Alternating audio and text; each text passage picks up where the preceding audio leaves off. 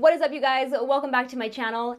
Today I'm going to be creating this look using the Dream Street collection by Kathleen Lights, or I think the entire collection is called Dream Street. At least the palette is called Dream Street. Anyway, I've been dying to use this because it is just so beautiful, and I love that it's not just a basic neutral palette. There's little pops of color in here. I absolutely adore Kathleen Lights. I think she is just the sweetest person ever. I got to meet her once in Miami during the Urban Decay launch for the Naked Heat palette. We immediately hit it off. She was like one of the first bigger YouTubers that ever subscribed to my channel when I was first starting out, so that meant a lot to me. And I've also been loving everything else that ColourPop has been coming out with recently. Maybe it's because Sephora is now carrying them, so they probably are just like churning out product like crazy, but everything has been amazing. I've been playing with it.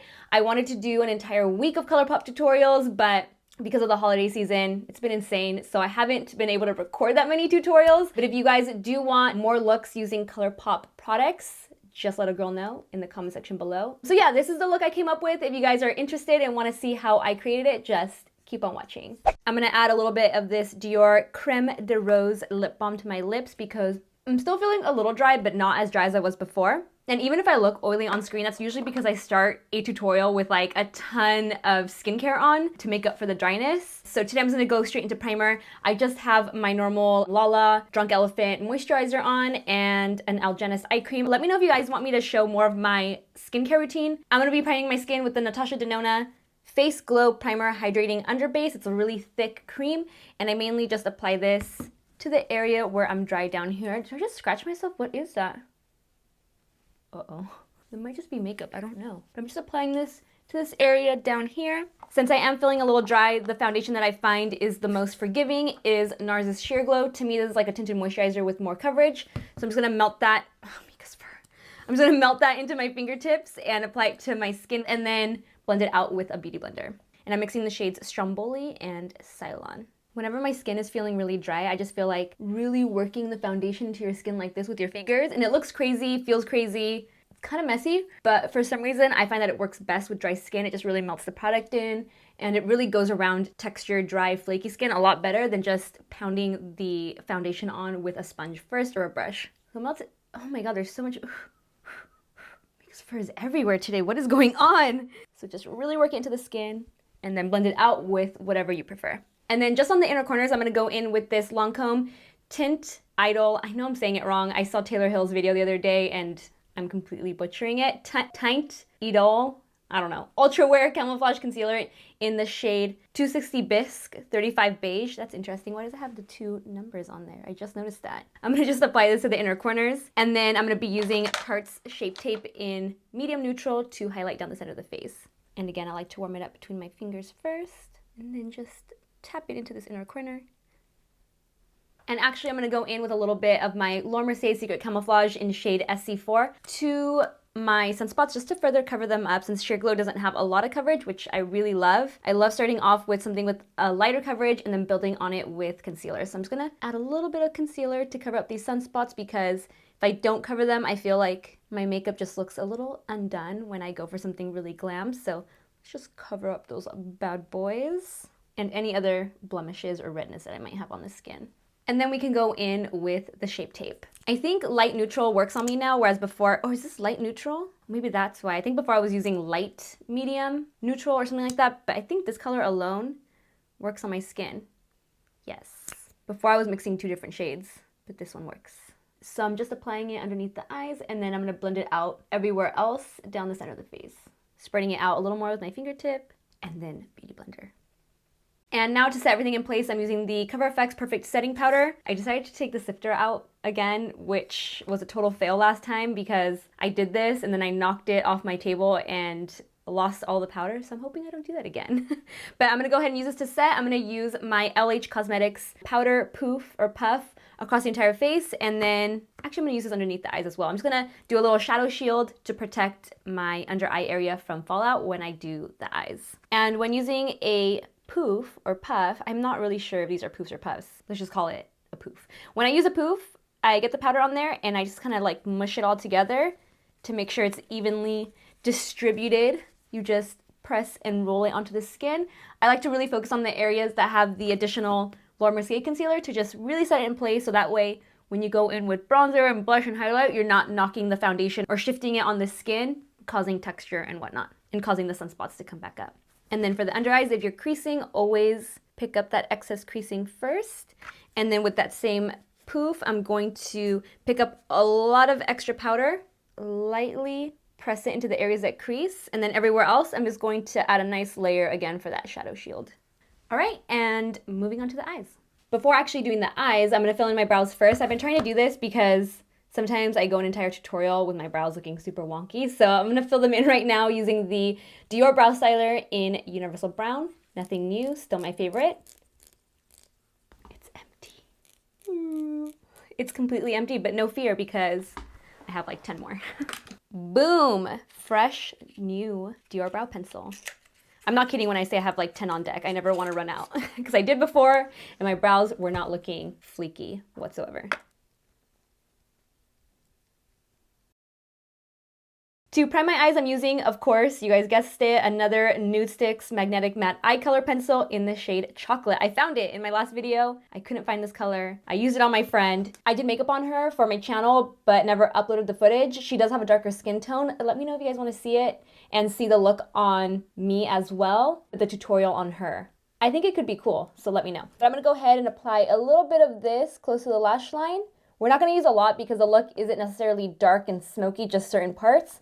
But it's really going to make the shimmery shadow pop. So I'm just going to apply it to the lash line and then start blending it up first with my fingertip. And then I'm going to further buff out the edges with a LH Cosmetics 304 brush. And now we can dip into the Dream Street Kathleen Lights ColourPop eyeshadow palette. I honestly think Kathleen is like the queen of collabs. Everything she comes out with is really unique and well put together and just beautiful. Look at this packaging.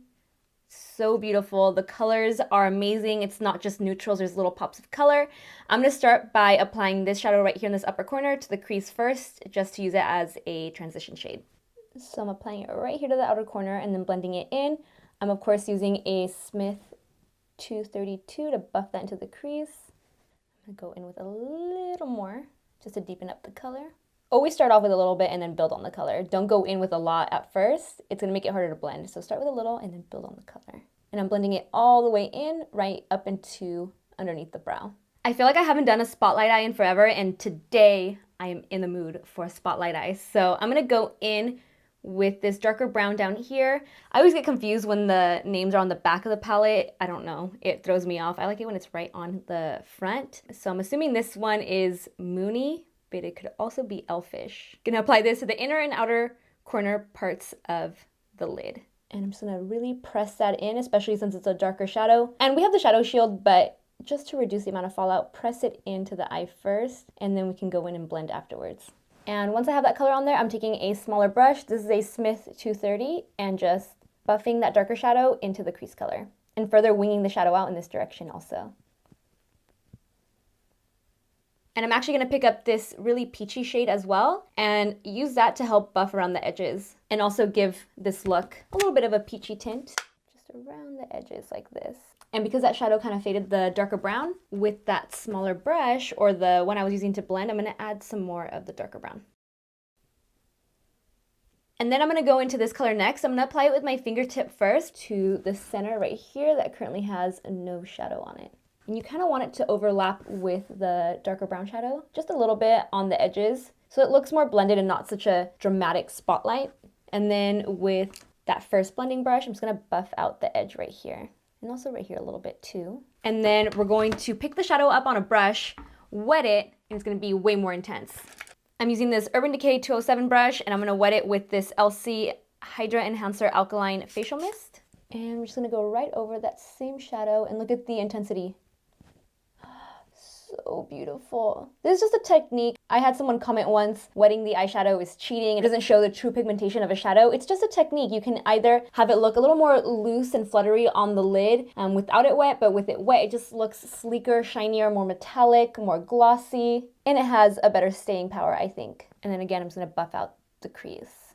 Okay, now that I have that shadow on there, I just want to deepen up the darker brown, especially on this inner corner. So I'm going to use that same brush and add some more of the brown. And then from there, I'm just going to kind of play with it, blend it out some more, add some more of either one of the shadows, the brown, the shimmer, just to get the desired finish. Just kind of play with the look a little bit. And now I can wipe away that fallout with one sweep. You're always gonna look super powdery after this, but don't worry because when the look is done and we've used a mist, you won't look powdery at all. Don't you worry. I'm gonna add a little more of the chocolate NUDESTIX Magnetic Matte Eye Color just to further bring out the shadow colors on the lower lash line. So I'm just gonna apply it right here. I'm gonna buff it out with that same brush I used in the beginning. And then I'm gonna apply these two colors together to the lower lash line, and then just on the outer portion to connect the color on the lower lash line to the color on the lid, I'm gonna apply the darker brown. So with this darker shadow, I'm just applying it right here and blending it up towards the color on the lid. And once you have all the shadows on there, we can just go in and blend it out. And then the last color I'm going to use from this palette is this one down here, and I'm going to use it as an inner corner highlight. It's got like the right amount of shimmer. It's not metallic. It's like a nice soft sheen. I'm just going to go ahead and apply it right here. So pretty. I love that it's not like glittery or metallic because the eye look itself is so dramatic. It just adds a nice little subtle pop on the inner corners. Okay, now for the waterline. If you want it to be really dramatic, you can go in with a black. I'm gonna be using more of like a bronzy, shimmery color on the waterline. This is Marc Jacobs highliner in the shade Rococo. I thought it was called Raccoon. Rococo. So I'm gonna apply this to the lower waterline, and I'm also gonna tightline with this color. And for mascara, I'm using that brand new one from my first impressions video. I really like this one, Total Temptation Mascara by Maybelline. But on the lower lash line, I'm gonna use, like always, Lifted by Tarte so it doesn't transfer underneath my eyes. I'm gonna mist myself first. I still have to work on the skin, but by the time I work on the skin, it should be dry. So I'm just gonna mist myself with that same ELCIE Hydra Enhancer Alkaline Facial Mist, and then add mascara, because if not, it gets everywhere.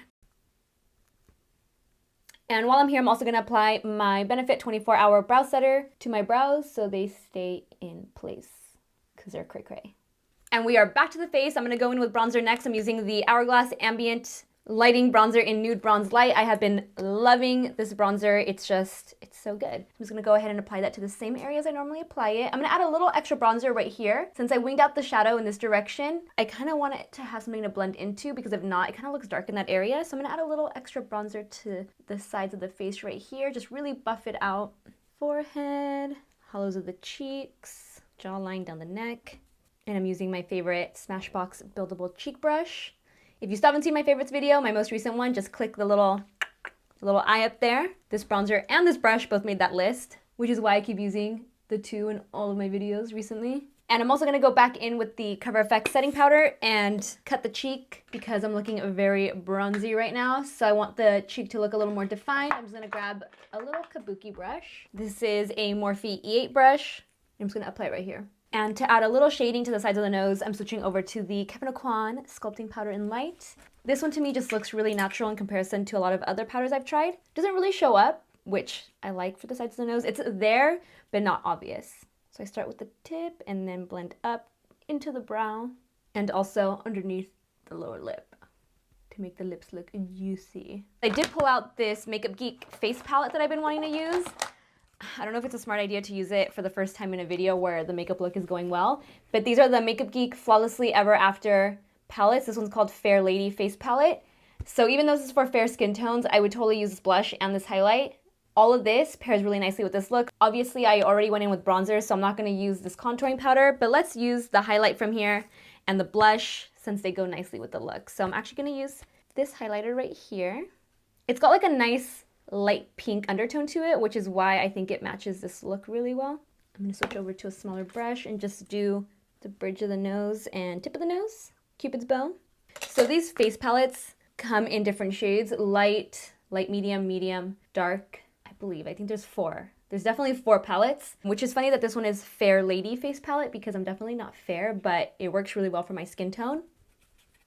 And then I'm going to use this for a blush, which is soft and neutral, kind of taupey, my kind of blush color. And I'm using that same brush, a Sigma F37 Spotlight Duster. And then I'm going to take my little brush from Hourglass. I believe this one is meant for the ambient lighting powders. I don't know if it comes with the powders or if it's sold separately, but I know this is the ambient lighting brush. And I'm going to use this to dust away this powder and then lightly blend across the entire face to make everything look soft and blended. And I'm also going to add a little more powder to my T-zone since it's looking oily. My T-zone stays oily. Down here gets really dry. And then I'm going to mist myself one more time with the ELCIE Hydra Enhancer Alkaline Facial Mist. And then for the lip, I'm going to be using another color. Oh, it's so far. I'm gonna show you guys in a bit. Let me just spray myself. I forgot I have my mascara on. Oh